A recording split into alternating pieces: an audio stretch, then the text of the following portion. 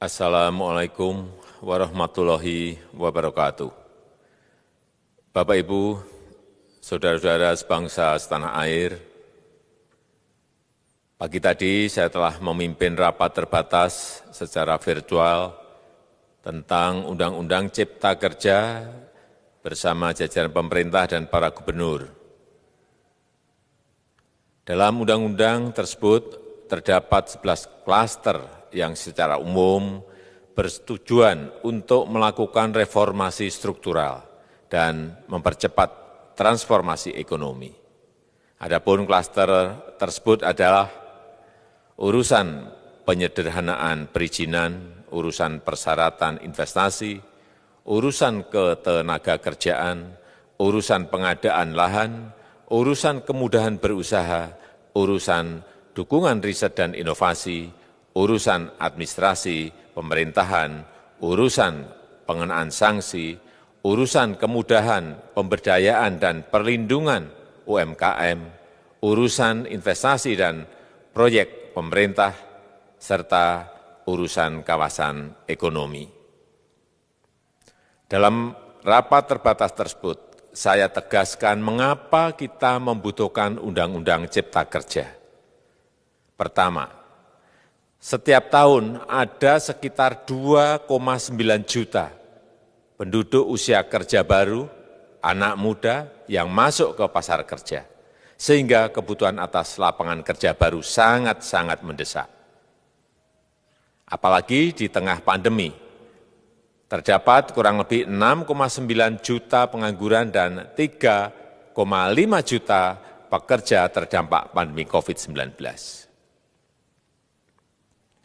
Dan sebanyak 87% dari total penduduk bekerja memiliki tingkat pendidikan setingkat SMA ke bawah, di mana 39% berpendidikan sekolah dasar. Sehingga perlu mendorong penciptaan lapangan kerja baru, khususnya di sektor padat karya.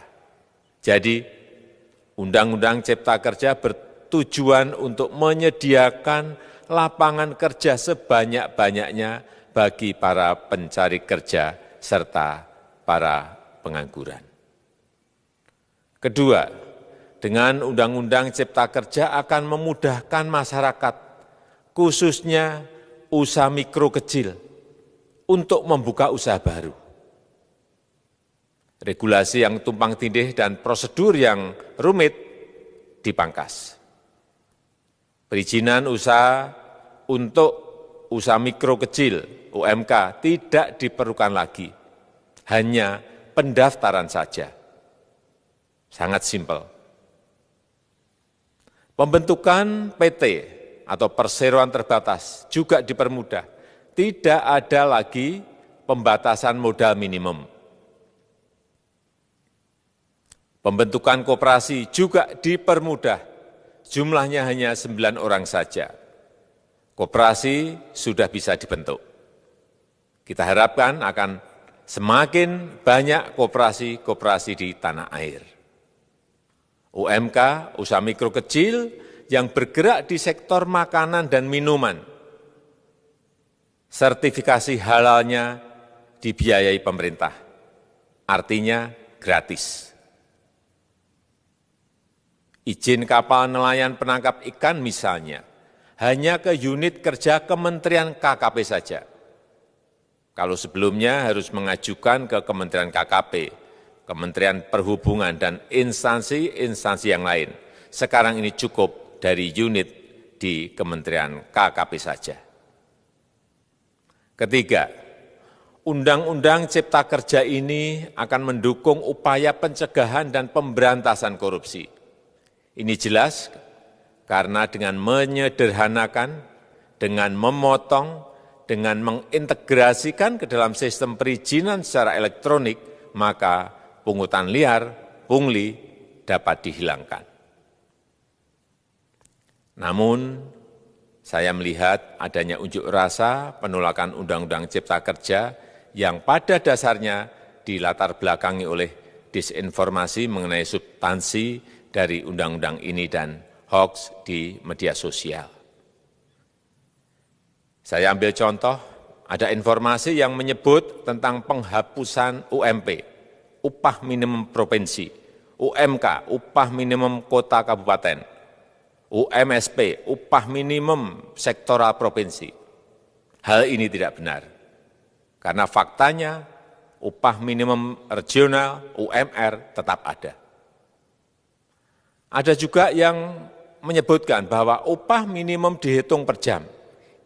Ini juga tidak benar. Tidak ada perubahan dengan sistem yang sekarang. Upah bisa dihitung berdasarkan waktu dan berdasarkan hasil.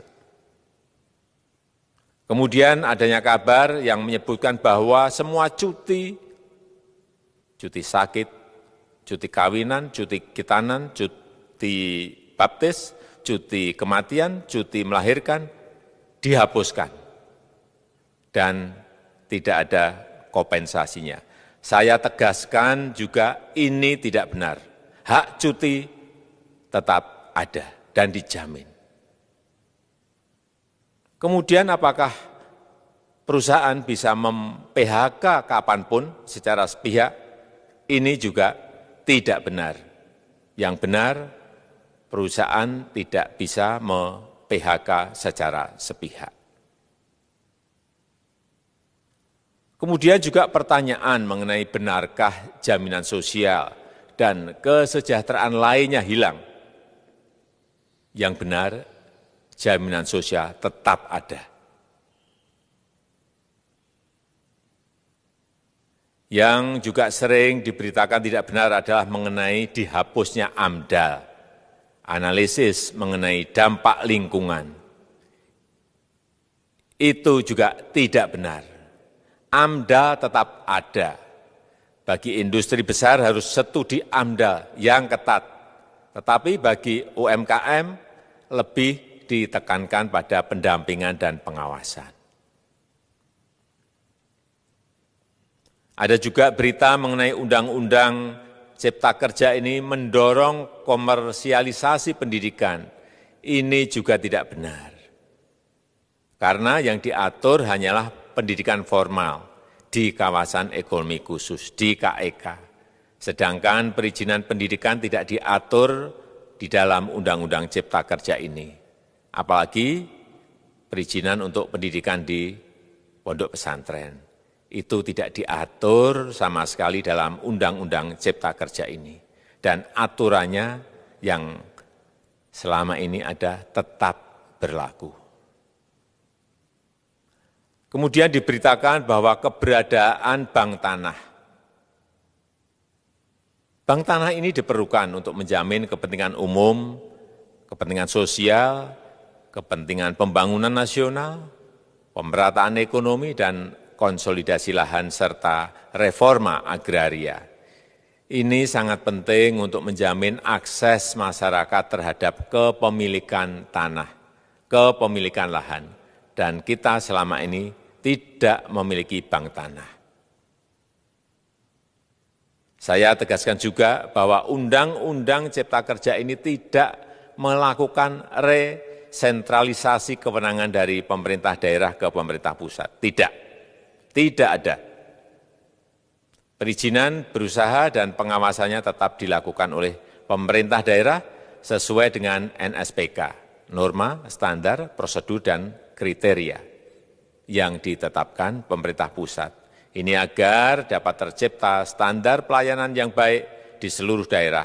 Dan penetapan NSPK ini dapat nanti akan diatur di dalam PP atau peraturan pemerintah.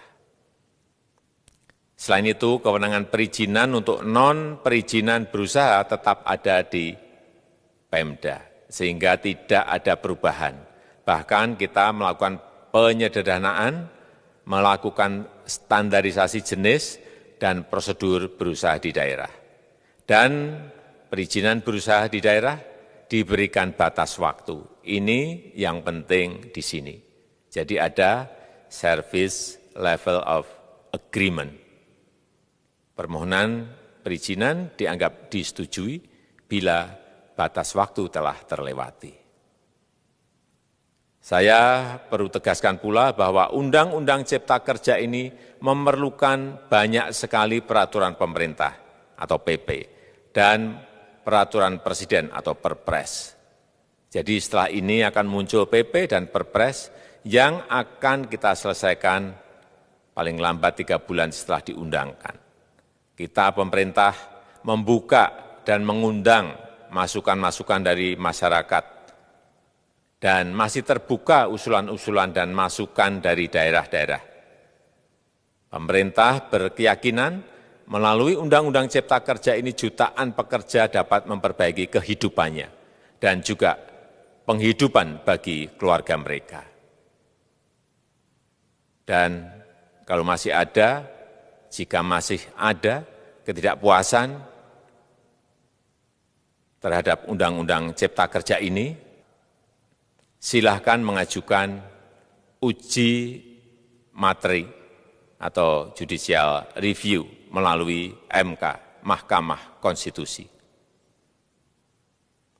Sistem ketatanegaraan kita memang mengatakan seperti itu. Jadi, kalau masih ada yang tidak puas dan menolak, silahkan diajukan uji materi ke MK. Saya rasa itu yang bisa saya sampaikan pada kesempatan yang baik ini. Terima kasih. Wassalamualaikum warahmatullahi wabarakatuh.